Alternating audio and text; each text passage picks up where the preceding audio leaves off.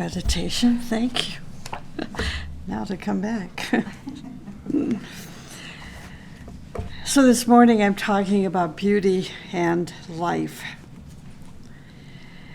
If a person's mind has not been darkened by material worries or ignorance, if his or her eyes can sometimes look at their surroundings with childish amazement, if their heart is at least a little capable of wishing good, then a powerful, fiery factor opens up to that person, even in the midst of their everyday life.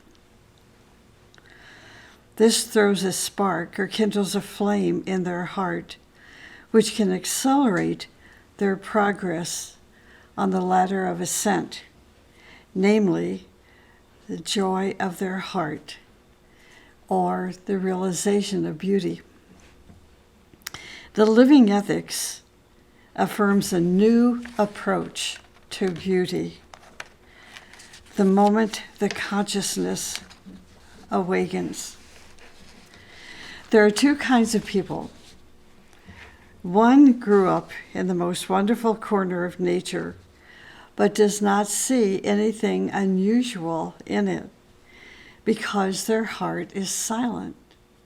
Their eyes are still sleeping or covered with a veil. Since childhood, the other kind of person is constantly opening their eyes to the surrounding beauty. They see through all the phenomena of life and nature.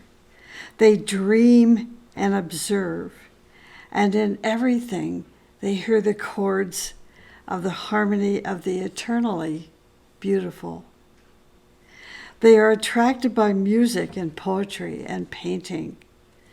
They know the boundless happiness of ascent, which happens in the true understanding of beauty. The task of educating culture is to open a person's eyes to the truly beautiful, to teach the person to see, to know, to observe, and to love the phenomena of beauty, to help to gain experience in beauty. So many people stand as if in the darkness among the most attractive views of nature, in front of the most perfect images of art. On the contrary, a real artist or a spiritual friend of beauty, endowed with a look of admiration and love, holds a magic wand in their hands, which turns everything into a wonderful image. The impact of beauty can be infinite, not only on the aesthetic perception of all things by a person, on the taste and harmony of life, but also in the sphere of moral values. I had kind of an aha moment, interesting experience a couple of days ago. You know, I like to watch PBS on TV. And I know some of you don't even have TVs. And I'm sorry for you for that, because that means you're missing a lot of really beautiful programs on PBS. And in this particular program, I didn't have anything to do that afternoon of consequence, and so I needed something to keep my mind active. And I turned on PBS, and I noticed that they had a program that was taking place at the Kennedy Center in New York, and it was celebrating an award given to Jon Stewart, the award being for American humor. And I was totally not interested in American humor, but totally interested in Jon Stewart and his life. So I thought, okay, I can watch this for an hour. And I was so grateful that I used my will to spend that hour. of time because I saw beauty in people that loved him so much and respect him so much that, I mean, the Kennedy Center, if you've ever been there, it's huge and it's beautiful, and the sound is incredible to boot. And anyway, they had politicians there, they had comedians there, they had politicians there that were all there to celebrate Jon Stewart receiving this award.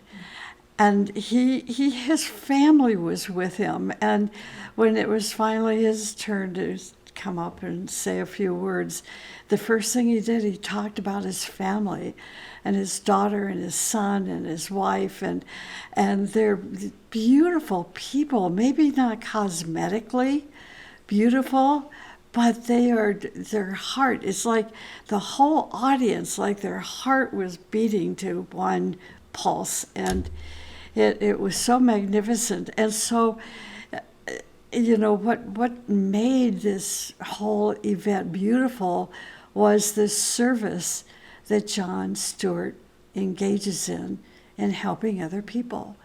So it wasn't ugly humor or comedic stupidity, it was. So that's why I was so surprised. I heard something different. And I've always seen Jon Stewart more as a politician, that is punctuated by a little comedy. Anyway, but this was an event that took place, I think, in April of this year. So if you have a chance and you have PBS, try to spend some time, and you're going to see, and at least I did, a different approach to beauty. Try it.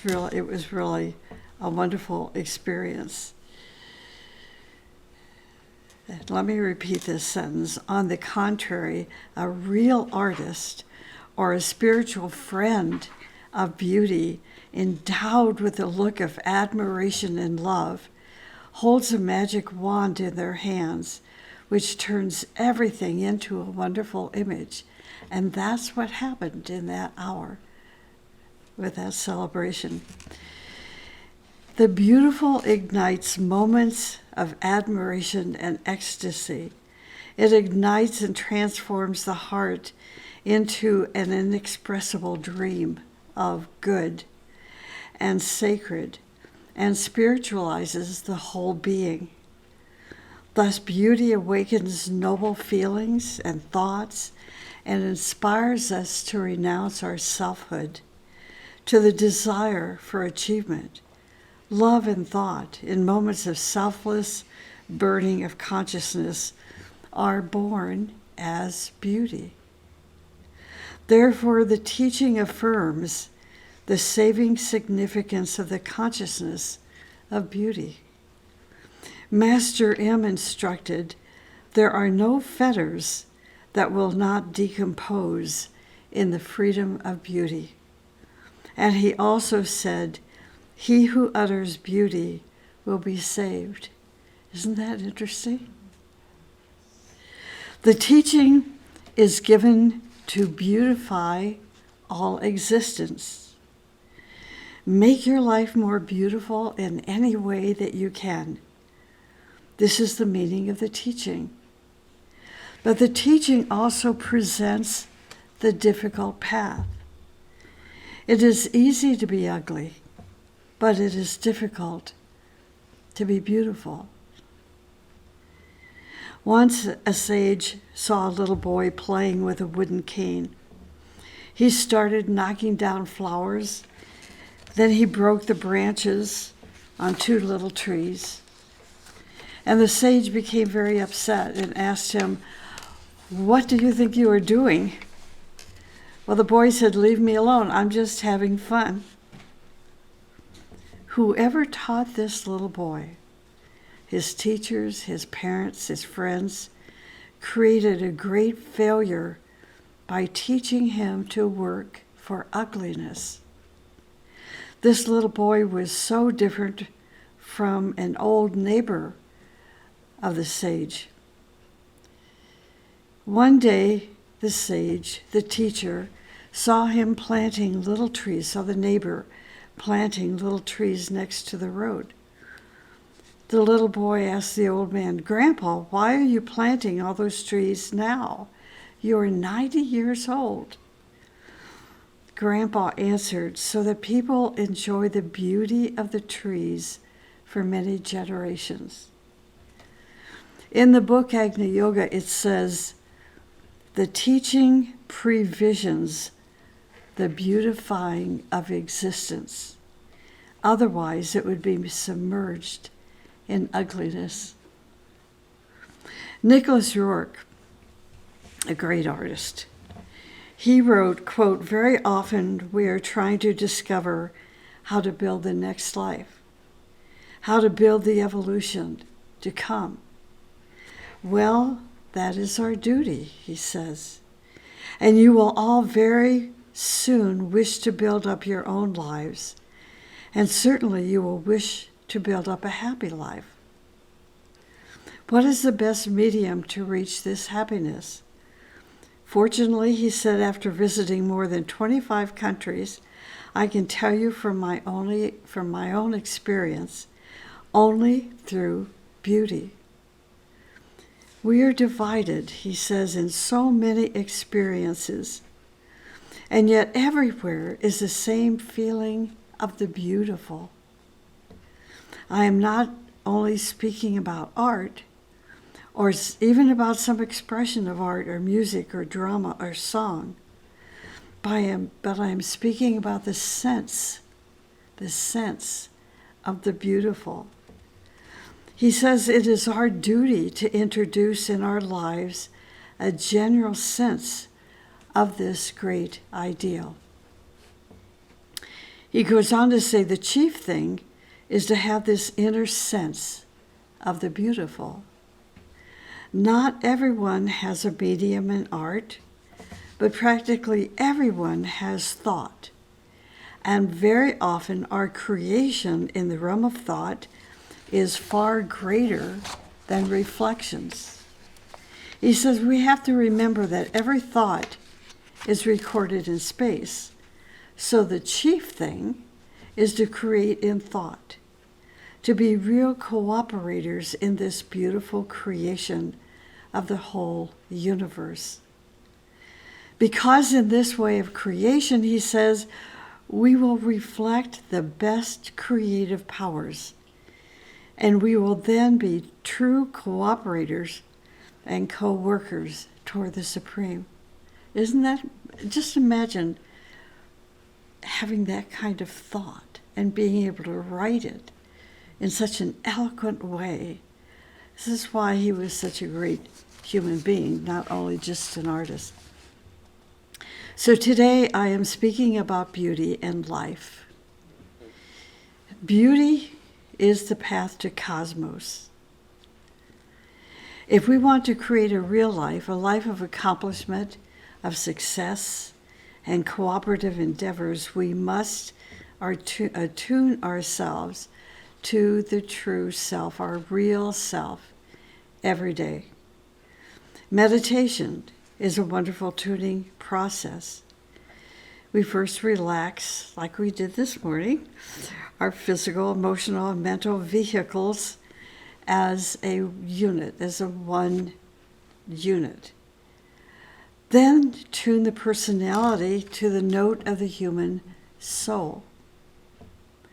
Once this has been accomplished, then we can bring in the higher octave note, which is the note of the higher self.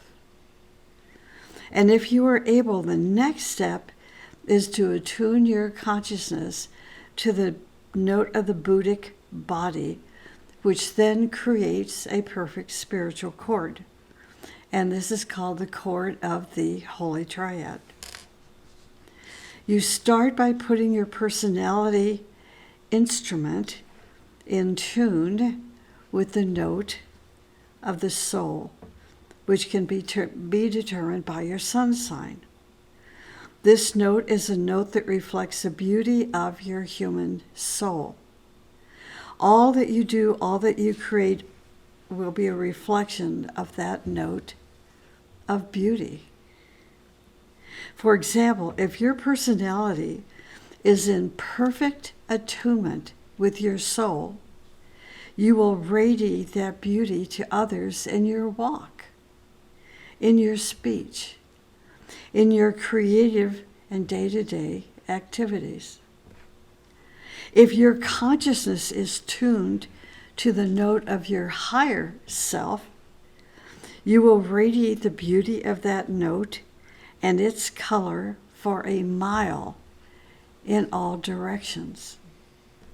If you are an artist, if you are an educator, a politician, a musician, a scientist, all that you create will be charged with the radiance, with the beauty, the color and sound of the beauty of your higher self. If you are a mother or a father and you are writing a letter to your son or daughter in college, before you write that letter, this is not typing, but writing. Before you write that letter, sound your soul note. Let it permeate your entire being. Make the note of your soul charge every atom in your being by sounding the Om to the pitch of your soul note. Sounding the O to a count of 8 and the M to a count of 8. Then pick up your pencil and write your letter. Isn't that different from what we do today? I couldn't help but kind of think for a moment. I have this special pencil that Torkim used to use when he wrote his lectures. And I thought, that's so different to hold a pencil in my hand that he used creatively as I would think sitting in front of his computer and typing on his keyboard. It would have no radiance. But that pencil is so special, which means that what the pencil writes is special, handwritten. This is why you want to write handwritten notes every once in a while. Just make time for it. When your child receives your letter, he will be so inspired. And if they are in need of healing, he or she is in need of healing. They will be charged with healing energy. See, this is beauty. This is life. Let us say, for an example, you are an Aquarian. The note of your personality in this life will be A sharp.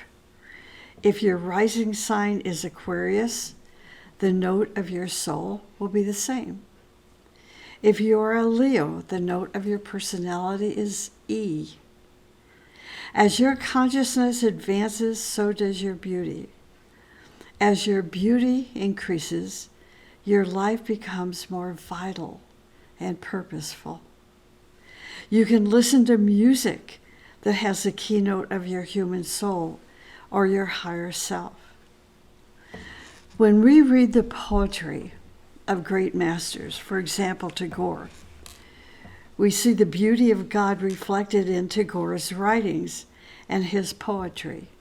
So let me share some of his poetry, the beauty of his poetry. He wrote, "Beauty is in the ideal of perfect harmony, which is in the universal being." A perfect harmony which is in the universal being. He says, "Beauty is truth's smile when she beholds her own face in a perfect mirror." He wrote, "Gross utility kills beauty." We now have all over the world huge production of things, huge organizations, huge administrations of empire, all obstructing the path of life. Civilization is waiting for a great consummation, for an expression of its soul in beauty. This must be your contribution to the world. And then he said, when a person has the power to see things detached from self-interest and from the insistent claims of the lust of the senses, then alone can that one have the true vision of the beauty that was and is everywhere. Then only can the person see that what is unpleasant to us is not necessarily unbeautiful, but has its beauty and truth. And this is what I saw in that hour-long program celebrating John Stewart and his service. We can see it. I was thinking in Frederick Douglass. He came to mind because there's going to be a program featuring his life in the next few days. And I think it's on PBS, but I'm not positive about that. And PBS has a series of Frederick Douglass's 5 speeches. And then I know many of you have read about his biography and other films about his life. And as you collect all of those films and his words and his life itself, you see beauty. You don't see the man, you see what the man created, which was beauty, despite the ugliness of the world. Certainly the first 20, 25 years of his life that he lived in horrible ugliness, but he radiated beauty. Martin Luther King, the same. You know, he lived in a time of turmoil and racism, and he gave so much beauty to the world. Now that his name and his life and his many, many stories that he shared with lectures continues to be said all over the world because we are inspired by his beauty.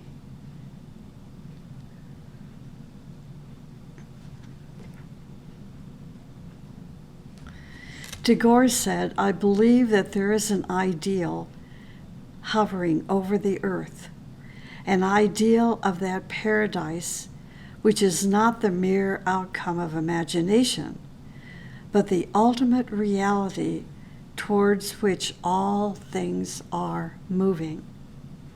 He said, I believe that this vision of paradise, doesn't this sound like Martin Luther King? I had a dream. Tagore says, I believe this vision of paradise is to be seen in the sunlight and the green of the earth, in the flowing streams, in the beauty of springtime, and the repose of a winter morning.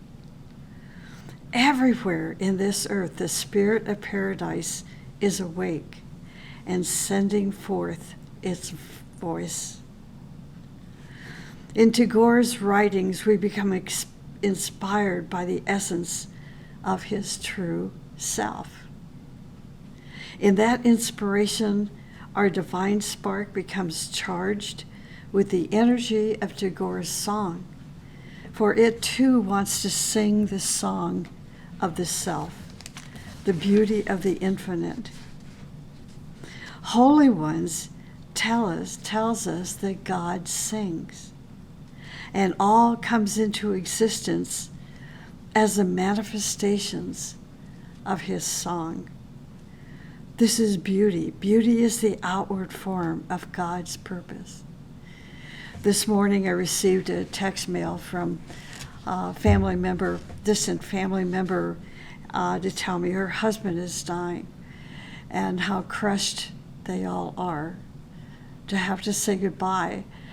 And so I sat there to think about this, having losses myself, having to say goodbye, to people that we really deeply love. But in that saying goodbye to those we deeply love, that's beauty. Love is beauty. Love, we experience grief when we love and lose what or whom we love. But that love is beauty, and that's the song of God. So when we are facing tremendous loss, the first step is to find love. When we find love, we find the song of God. And when we find the song of God, it's not the grief of loss, it's the joy of knowing the life of God through those we love. As our soul adapts itself to the beauty of God, it becomes a form of beauty. The form then recreates itself in all the tapestry of our creative endeavors.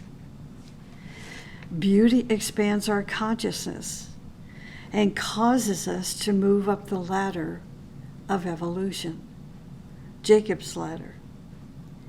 As we establish communication with the source of beauty, the beauty of our soul is released.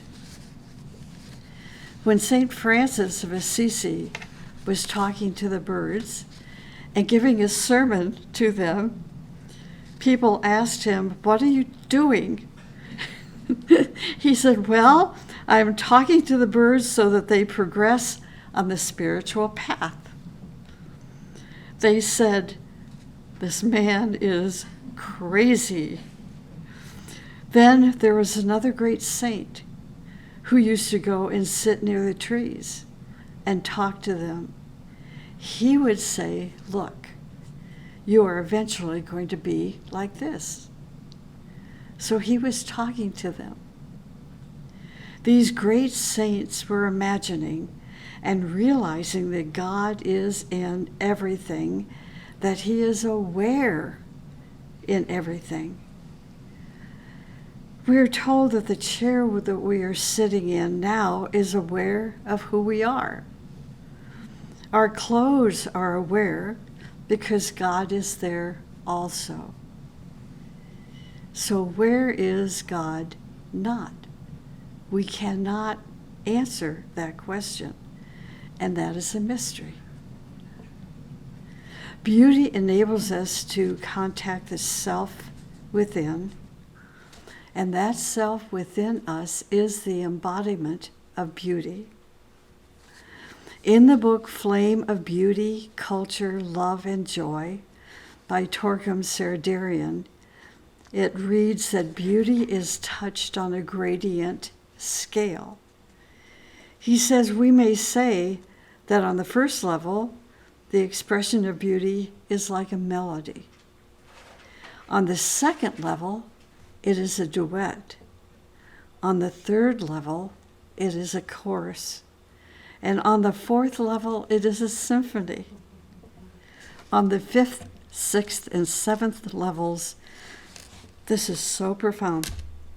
On the fifth, sixth, and seventh levels, beauty enters into the domain of eternity. Beauty enters into the domain of eternity. We know that beauty contains a tremendous charge of energy. When we are charged with the ray of beauty, we are being energized by the sun. It is an energy by which all creative people are charged. A beauty which can heal all those who come in contact with it, with the Creator's creative labor. For it releases the real self in those which the radiation of that energy ignites. After a person becomes a beauty unveiled, that one has overcome death. The matter side of life no longer has control over them. They pass from the inside to the outside to shed their rays of beauty and to be a path which leads them toward achievement. On this path, the one keeps his or her continuity of consciousness. And whether they are in incarnation or in the formless world, they stand as an ocean of beauty. So striving toward beauty leads each of us to the future. Each of us is a ray, and this is found in Agni Yoga. Each of us is a ray from the fiery source of all beauty. We are now trying to go back home to that source through the path of beauty. So when somebody says, something to you about Agni Yoga and they don't understand it, a good answer is that Agni Yoga is the path to beauty. In the former days, perhaps the 15th century in Russia, there has come down to us a legend in which Christ is proclaimed as the highest guardian of beauty, Christ being the head of hierarchy. According to this legend, when Christ was ascending to heaven, some troubadours approached him and asked, "Lord Christ, to whom are you leaving us? How can we exist without you?" And Christ answered, "My children, I will give you the golden mountains and silver rivers and beautiful gardens, and you shall be nourished and happy." But then St. John appeared. And as he approached Christ, he said, "O Lord, give them not golden mountains and silver rivers. They do not know how to guard them.